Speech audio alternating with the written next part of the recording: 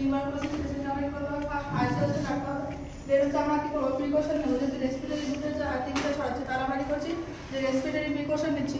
Negative pressure আর দুটো room রাখছি, যেখানে হচ্ছে লিমিটেড ডোর আর উইন্ডো থাকবে। দেন হচ্ছে আমরা কি করছি পিপি দিচ্ছি, পেশেন্টকে পার্সোনাল প্রোটেকশন ইকুইপমেন্ট। তো পেশেন্ট কি করে যখন পেশেন্টের কন্ট্যাক্ট আসছে বাথ করাতে মানে স্নান করানোর সময়, তখন অবশ্যই যেন ইকুইপমেন্টের মধ্যে মাস্ক গাউন গ্লাভস যেন থাকে, মাস্ক যেন অবশ্যই N95 থাকে।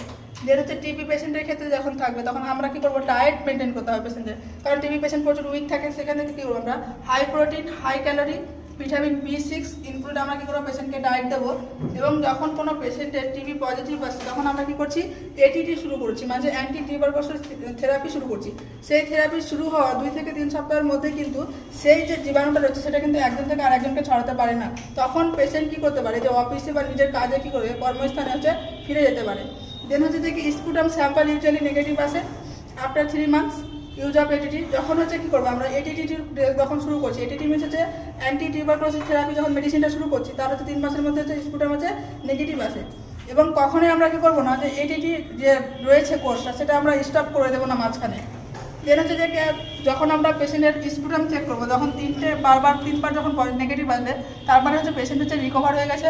এটিটির ফুল ফর্ম যেমন বলবো অ্যান্টি টিউবারকুলোসিস থেরাপি, সেটাকে আবার বলছি ডটস মানে হচ্ছে direct observe therapy short course.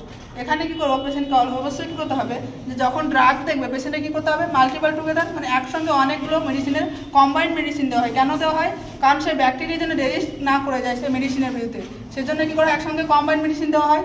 সে এটিটি ড্রাগগুলো কী হতে পারে, ফার্স্ট লাইন যে ড্রাগগুলো রয়েছে যেমন হচ্ছে আইসোনিয়াজাইড, যেটা আমরা সংক্ষেপে বলি INR, rifampicin R, pyrazinamide Z, ইথামিডল হচ্ছে E।